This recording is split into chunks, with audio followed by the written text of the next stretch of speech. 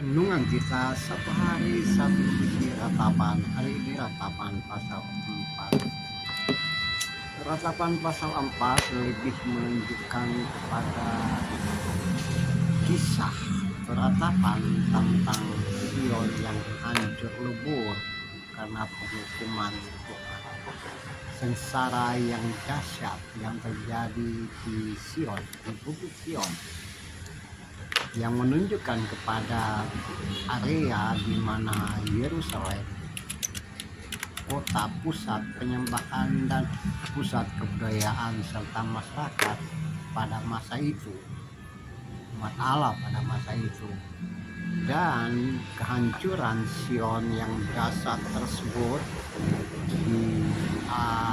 diimani sebagai penghukuman dari Allah karena hal-hal yang terjadi pada umat. Mereka tidak dengar-dengaran terhadap firman, terhadap imam-imam, terhadap nabi-nabi. Nah, kesalahan yang bertumpuk-tumpuk itulah yang menjadikan Tuhan menghukum mereka. Dan pada tahun tersebut, pada masa tersebut, betul-betul bukan saja kota Yerusalem, Sion, tapi juga seluruh bangsa, seluruh komunitas hancur lebur. Pada bagian awal di dalam ratapan ini terlihat dengan jelas Yehuda dan negara dan area atau wilayah Sion, kemudian kota, kota Yerusalem. Kemudian bagian-bagian selanjutnya menunjukkan kepada bait Allah yang juga hancur lebur, pusat ibadah umat juga hancur, berantakan semuanya. Dan pada bagian pasal 4 ini lebih menunjukkan kepada keadaan masyarakat, keadaan penduduk yang betul-betul merana akibat kehancuran umat. Diawali dengan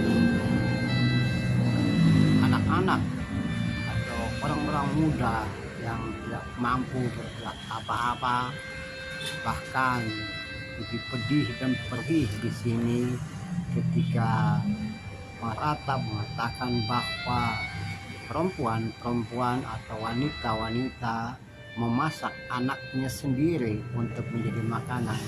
Ya, itu satu analogi yang luar biasa, dan kita ingat bahwa kanibalisme seperti itu tidak terjadi, tapi beratap menunjukkan penderitaan dan kelaparan itu menjadikan manusia tidak berharga, ditukar dengan makanan dan minuman. Umat sudah tidak punya harga sama sekali, ya bahkan mati karena kelaparan. Perhatikan sini, perempuannya lembu-lembu memasak anaknya sendiri untuk makanan. Ya, sesuatu analogi yang luar biasa. Kita perhatikan di dalam kitab yang bagian lain dari Alkitab juga menunjukkan hal tersebut. Nah, ini semuanya akibat dari peristiwa yang menunjukkan terhadap apa yang terjadi pada umat Allah pada masa lalu, yang betul-betul menunjukkan satu kehancuran yang sangat luar biasa yang mereka lakukan, sehingga ada penghukuman dan secara dalam kemanusiaan. Dan konteks seperti itu kita bisa melihat bahwa penghukuman terjadi tidak melulu kepada orang yang jahat, orang yang tidak dengar-dengaran, tapi Tuhan menghukum seluruh, siapa orang yang baik, orang yang benar, ataupun orang yang jahat, semua terkena akibatnya atau dampak dari penghukuman Tuhan tersebut. Lalu kalau kita membawa dalam konteks kekinian, tentu saja bisa saja terjadi bahwa ada malapetaka, ada bencana, ada penghukuman, atau segala sesuatu yang sangat menyesatkan, mendasarkan terjadi di dalam hidup dan kehidupan akibat kesalahan manusia.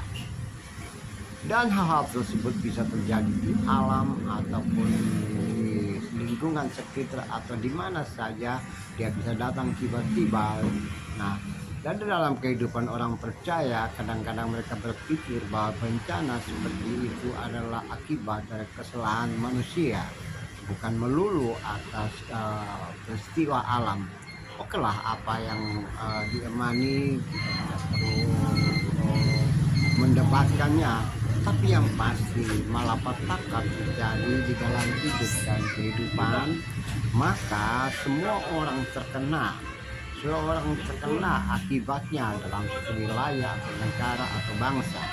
Nah, tugas kita adalah bagaimana menyampaikan kabar baik tentang kebaikan dan hal-hal yang penuh dengan etika, moral, dan perbuatan baik dan segala sesuatu yang harus terjadi dalam hidup dan kehidupan, sehingga tidak ada pelanggaran, tidak ada kesusahan, tidak ada hal-hal yang melawan kodrat manusia dan juga melawan apa maunya Tuhan yang terjadi dalam kehidupan kita. Kehancuran Sion menjadi cermin bagi siapapun di muka bumi ini, bahwa segala sesuatu bisa saja terjadi di dalam hidup dan kehidupan manusia, alam semesta, negara, bangsa, dan komunitas. Dan dalam keadaan seperti itu, orang bisa berkata-kata bahwa inilah akibat kesalahan kami, ini adalah kelelahan kami, adalah dosa kami. Bukan melulu mereka tunjukkan bahwa ini adalah perbuatan orang lain, serangan orang lain, atau hanya sekedar tanda-tanda di alam. Pastinya kedasatan masalah, kedasatan bencana yang terjadi dalam satu komunitas, dalam satu wilayah, dalam satu kelompok umat manusia, itu bisa terjadi dari akibat yang macam-macam, akibat dari alam, perubahan alam, akibat dari penghukuman, atau akibat dari kesalahan umat manusia itu sendiri. Lalu di mana posisi saudara dan saya sebagai orang percaya? Tentu saja kita tidak bisa berkata bahwa akan ada perlindungan yang datang dari manusia. Pastinya kita hanya bisa berseru kepada Tuhan. Tuhan, kuatkan kami, kuatkan saya di dalam keadaan yang seperti ini, penuh penderitaan seperti ini. Nah, itu jalan keluar yang terbaik jika kita berhadapan dengan hal-hal yang dahsyat yang bisa merusak hidup dan kehidupan. So, mari kita memeriksa diri kita sampai jauh mana sikap tingkat laku kita dalam hidup dan kehidupan sehari-hari. Terpujilah Kristus, terpujilah Tuhan, haleluya.